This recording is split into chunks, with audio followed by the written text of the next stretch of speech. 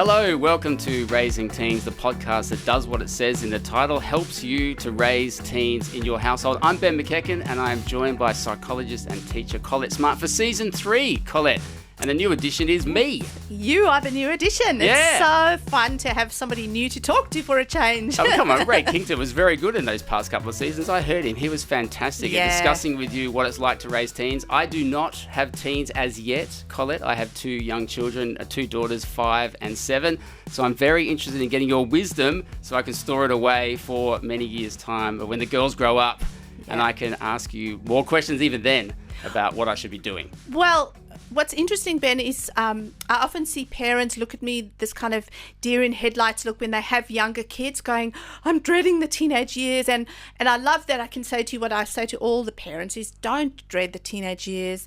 There's stuff that you go through with the 2-year-old tantrums and starting school. I know your youngest is just starting kindy.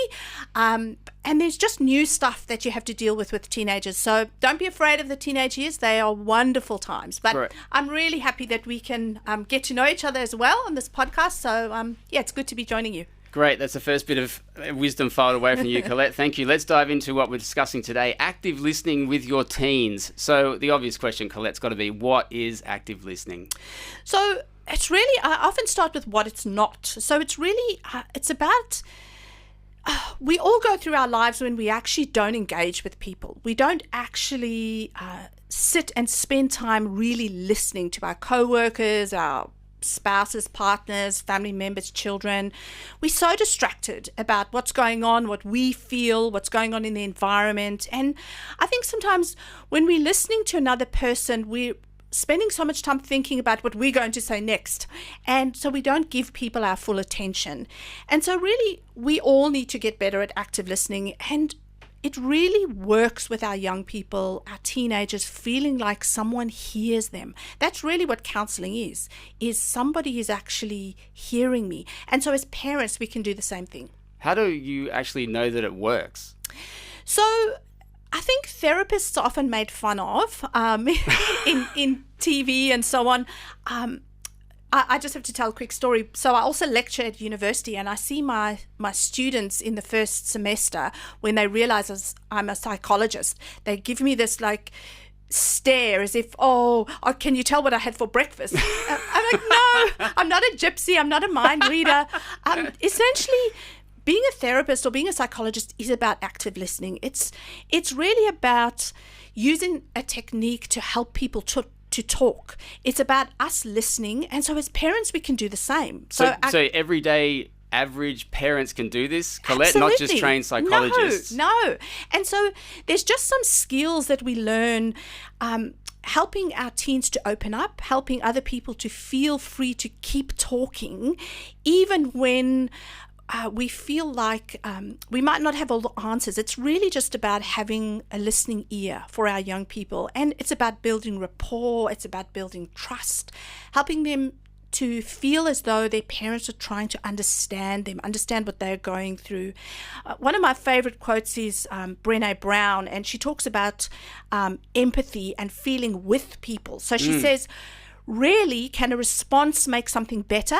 What makes something better is connection. And so active listening really fuels this connection with our children. But the teen years could be a difficult time for parents and for teens to connect at all, let alone feel like they're connecting well.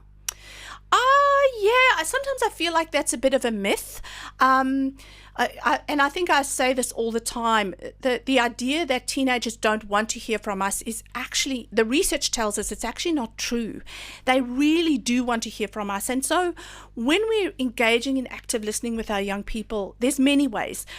So some things that our listeners can practice is repeating. So that's the kind of stereotype, and it can sometimes feel a little bit staid or static, that repeating what someone's saying. So it's not about parroting and saying word for word what your child has said, but it's paraphrasing. So for example, you might start off with saying, so let's be clear, I think what I'm hearing you say is, and then you put it in your own words. Or we do something called reflecting, and we give feedback. So you reflect their words in terms of their feelings. So you say things like, there seems to be really important to you, and you label their emotions. So I think that you're sounding frustrated or you're worried. Am I getting that right? And they'll be quick to tell you, no, that's not what I feel, or, oh yeah, that's what I'm feeling. And then validating, saying to them, I really appreciate you telling me how you're feeling or talking about such a difficult issue. And then also being aware that we call certain phrases roadblocks. Right, so like an obstacle in the way. Absolutely. So it stops young people from talking more, or adults for that matter. So doing things like these quick reassurances, like, oh, don't worry about that. You shouldn't be so worried about the pandemic or so worried about your future. That blocks them because they are. And they feel like, well, you're not understanding what I'm feeling. Giving too much advice.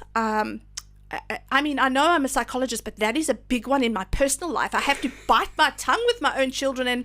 Do you? And yes. And my own teens will say to me, and my young adults will say to me, I'm not asking for your advice. I just want you to hear me. And I'm like, oh, okay, follow your own advice. So don't always feel like you have to assist with words of wisdom. Also not being patronizing. So not that, oh, I know just how you feel, because often we don't know just how somebody feels. How do you help someone not be patronizing? I find that even with my own girls, and I hear it in my voice and the words that I'm using. What do I do to change that? I've been trying to work on that, but I haven't quite worked it out. And I think that's when we try not sound preachy and say things like, you shouldn't do this or you should do that. It's going back to the listening and reflecting what they're feeling, reflecting what they've said to you, and also trying not to interrupt with your next bit of wisdom, really being comfortable with pauses. Often the silences are when it allows people to continue speaking. And so I think for some of us, I'm glad you said you are aware, because I think your awareness is the very first step. That's part of the journey, being aware of where are my pitfalls as a listener. I'm actually not actively listening. How can I do this better? And really just asking open-ended questions, practicing that more. The more you do it, the better it becomes. You might have a question for Colette on Raising Teens. You can send one to us by using the Hope Media app. You can send us an audio message, a written message, any kind of message. We'll accept any kind of message, won't we, Colette? We will. And a question, comment, feedback. We love that here at Raising Teens, and we will get onto that in a future episode. This has been Raising Teens with Colette Smart.